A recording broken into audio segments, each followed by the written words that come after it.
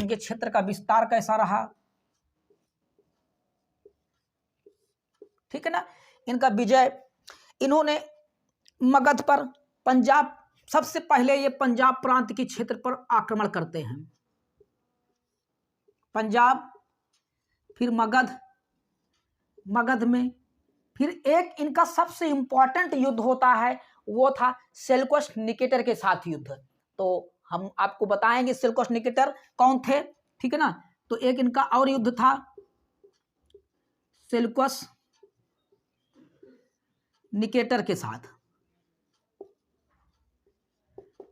Seleucus Nicator के साथ युद्ध तकरीबन 305 या 304 बीसी, आप ध्यान रखें, 305 से 304 बीसी, ठीक है ना।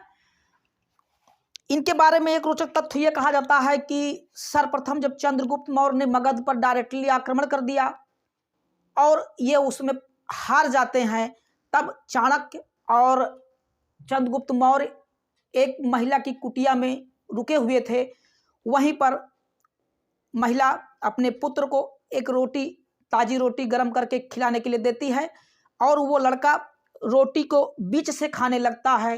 तब वह महिला उसको बोलती है कि तुम भी चंद्रगुप्त मौर्य की तरह गलती कर रहे हो, सबसे पहले बीच से खाने से पहले बगल बगल की रोटी खाओ, ताकि वो रोटी सूख गई है या ठंडी हो गई है तब तुम आसानी से इस चीज को खा पाओगे। ये बात चंद्रगुप्त मौर्य, ये छोटी सी कहानी है, इनके विस्तार के बारे में मिलता है।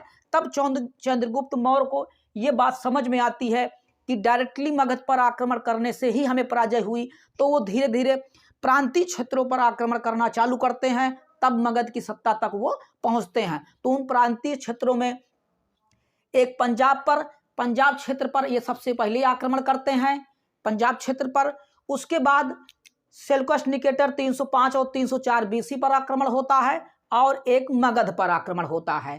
तो आप ये बात का ध्यान रखें, मगध का आक्रमण के समय आपको हम लोग ने बताया है कि मगध के आक्रमण के समय यहाँ पे शासक घनानंद था, ठीक है ना।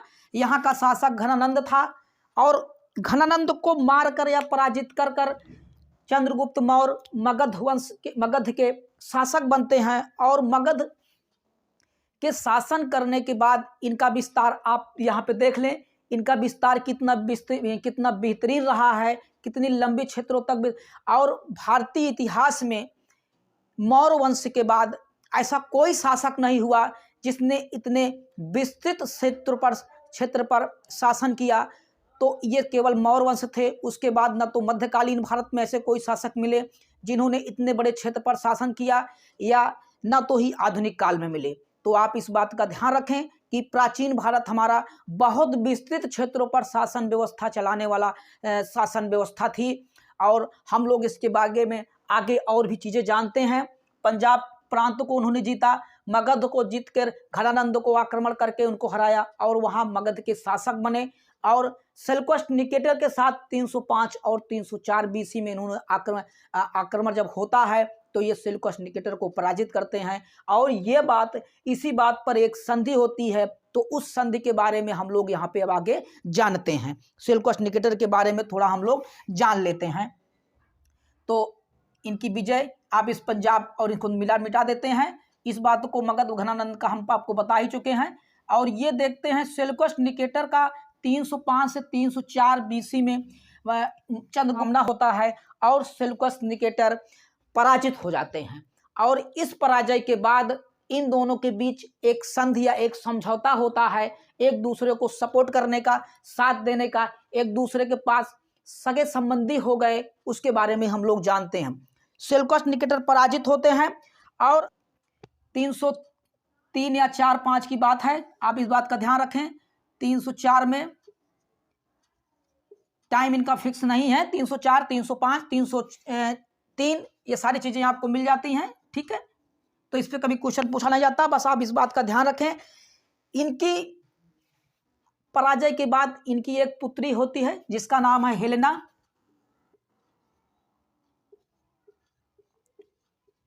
हेलेना, इन्होंने चंद्रगुप्त मौर्य के साथ हेलेना का विवाह कर दिया। पराजय के बाद चंद्रगुप्त मौर्य के साथ इनकी शादी होती है।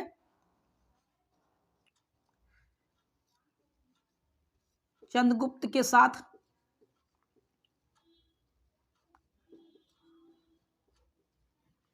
चंद्रगुप्त मौर्य के साथ इनकी शादी हो जाती है।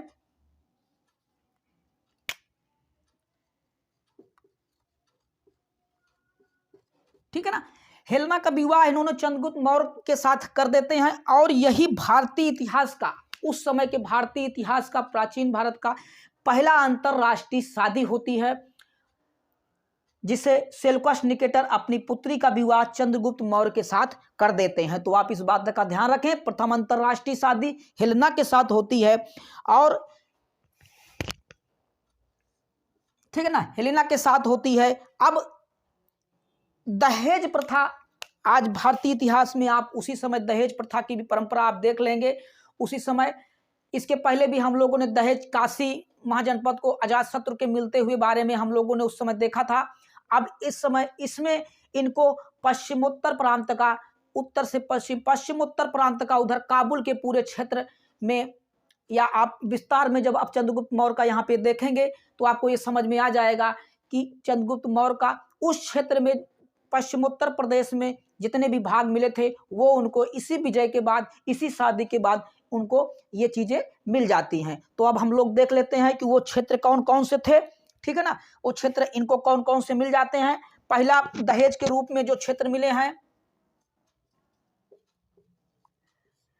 दहेज के रूप में 4 क्षेत्र मिलते हैं। एक का नाम है एरिया, एक का नाम है एरिया, दूसरे का नाम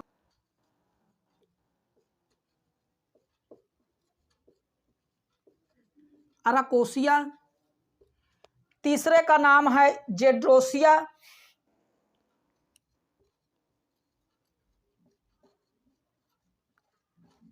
जेड्रोसिया, और चौथा एक है जिसका नाम है पैरीपेनिसिडाई। ठीक है ना, पैरीपेनिसिडाई।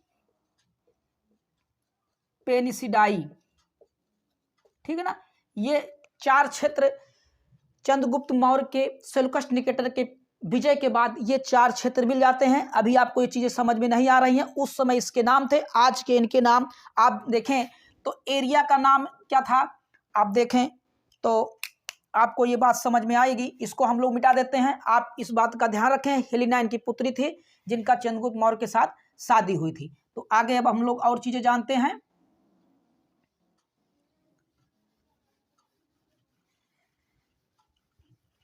जो एरिया था वो, उसका आज के समय में नाम था हेरात।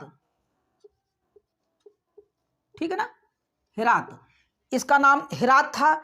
और अराकोसिया जो था, इसका नाम था कंधार। आप जानते हैं कंधार अफगानिस्तान प्रांत में पड़ता है, यही कंधार अफगानिस्तान प्रांत में पड़ता है, तो कंधार था। और जेड्रोसिया, इसका नाम था मकरान तट। मकरान तट, जिसका वर्णन हम लोग सिंधु सभ्यता में भी कर चुके हैं, ये वही मकरान तट था। ये भी क्षेत्र इसी विजय के बाद चंद्रगुप्त को मौर्य को प्राप्त हो जाता है। पैरापेनिसिडाई, इसका नाम था, आप इसको भी जाने, इसका नाम था काबुल। ये भी अफगानिस्तान के प्रदेश में था।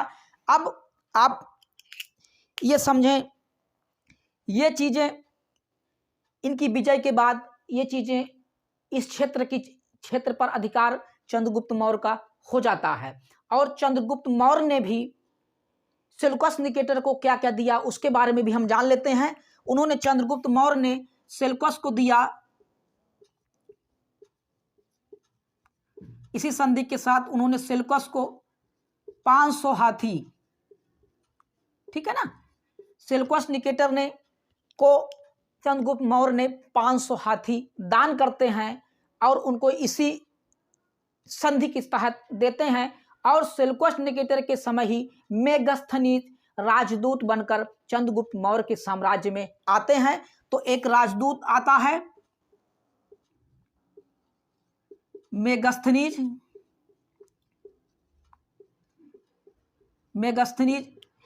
चंद्रगुप्त मौर्य के दरबार में आते हैं। तो हम लोगों ने मेगस्थनीज के बारे में एक चैप्टर हम लोगों ने पढ़ चुका है, आपने देखा होगा। ठीक है ना, मेगस्थनीज के बारे में अगर आपने चैप्टर को नहीं देखा है तो आप उसको देखें, आपको उनके बारे में, इनकी एक महत्वपूर्ण किताब है जिनका वर्णन हम लोग वहाँ पे कर चुके हैं। इसके पहले वीडियो में डिस्क्रिप्शन बॉक्स में भी आपको मिल जाएगा, आप चैनल पर भी जा सकते हैं, प्लेलिस्ट में भी सारी चीज़ें आपको मिल जाएंगी। तो इसके पहले हम लोगों ने मेगास्थनीज की इंडिका को पढ़ चुके हैं। उन्होंने चंद्रगुप्त के साम्राज्य में रहे और उन्हीं के बारे में वो वर्णन किए, तो हम लोगों ने उसको पढ़ चुके हैं। तो ये थे चंद्रगुप्त मौर्य का पहला पार्ट, और दूसरा पार्ट भी हम लोग इसके आगे पढ़ेंगे। इनके और विस्तार कहाँ कहाँ हुए हैं उनको भी हम लोग आगे जानेंगे, ठीक है ना। तो आगे हम लोग आगे पढ़ेंगे।